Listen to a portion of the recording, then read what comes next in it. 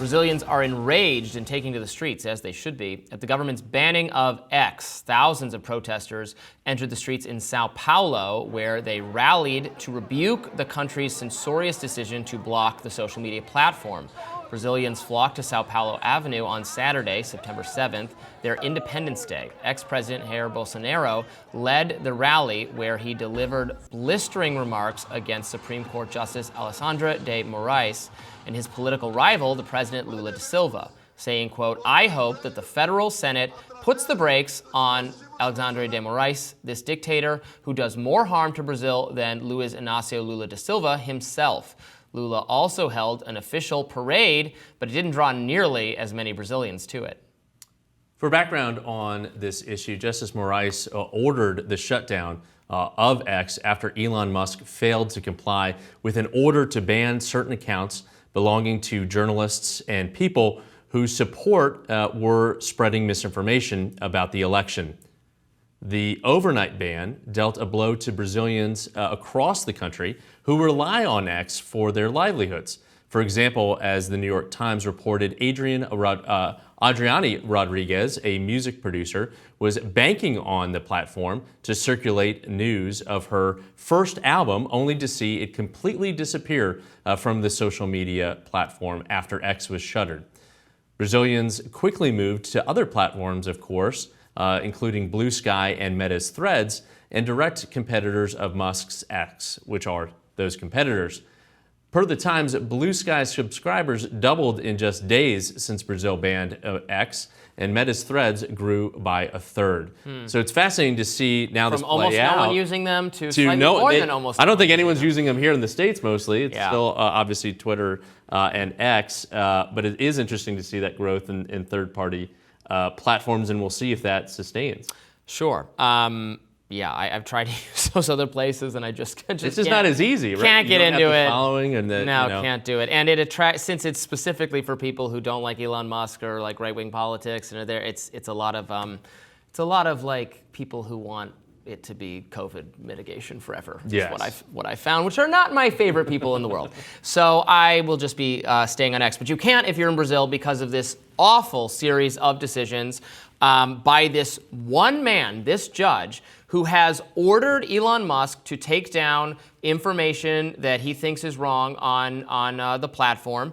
And Elon Musk refused, and so they made it impossible for the site to operate there. This is a decision that has been criticized, I was glad to see, by many mainstream outlets. By the Washington Post had a great editorial last week saying this clearly goes too far, that even if you think there is harmful misinformation on the platform, this solution of now having it not available to anyone is clearly an overreach. You know, X certainly is a place where wrong information gets posted. That can happen on Threads too. That can happen on Facebook. That can happen on YouTube. But what X has going for it, I would argue, is the community notes feature, where people can chime in and say, actually, this is wrong. You see that happen in your feeds all the time. Or you can share, a corrective kind of thing. That to me is the right way to do it. They're trying to decide, the authorities in Brazil, what's right, what's wrong. Well, how, we can't trust the authorities. By one person. Right. By one person, to your point. You cannot trust that person to always get it right. We learned that with COVID. We learned that with Hunter Biden laptop stuff, that elites, authority figures, fact checkers, the misinformation watchdog people, they can get it wrong. And they should not, in my view, have this power to solely decide what you're allowed to discuss. What I think lost in this conversation too, and I'm glad that this Times article talked about it, is the fact that we're on there for news, breaking information, everything like that. But there are a lot of people on there that use it for their music, for example, right? That are using it as a business tool to spread the word about what they're writing, what they're producing, what they're making. And I think that oftentimes gets lost in the shuffle, is that a lot of people's livelihoods, especially in this article, in the New York Times article, are so dependent on this platform to make a livelihood for themselves. Absolutely. And people in different parts of the world rely on different social media apps for primary modes of communications in places where you don't have as reliable access to cell phones or cellular networks. Sometimes a social media app or a site or something like WhatsApp or Telegram, which had a similarly, in my view, crazy action taken against it by the French authorities.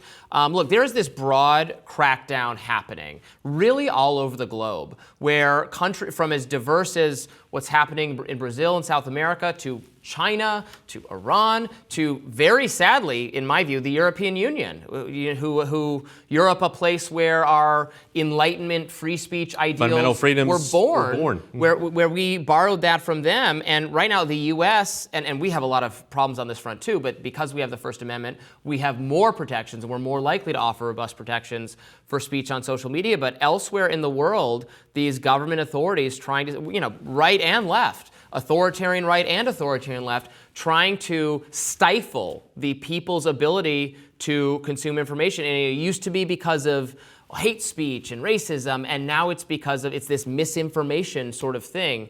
It's very dangerous. I look to you really as an expert in this field on First Amendment freedoms, and you've written and talked about this since you got started in politics. That's very kind. I wonder how much of this is wrapped up in dislike of Elon Musk, right?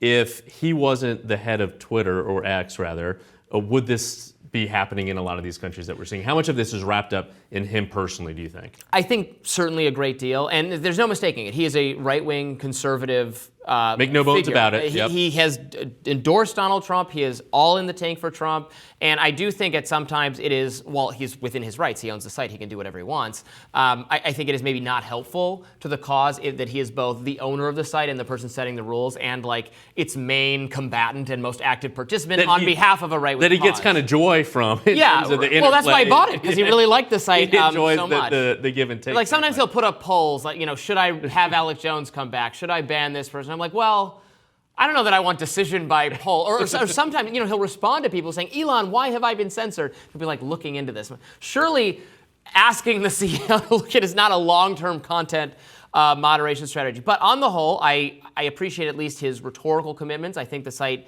has improved in some ways. Others, I think it still has a long ways to go, clearly. And no site is perfect. No site is perfect. I do like the community notes feature a lot. And that wasn't even his invention. That was pioneered by the team before he came aboard. Giving context to a lot of he likes he likes the function, but certainly his embrace of a kind of conservative agenda has brought him under attack. But even people who do try to remain neutral, I mean, Mark Zuckerberg, he's saying I'm not going to be for or against any political candidate. He's put out that statement.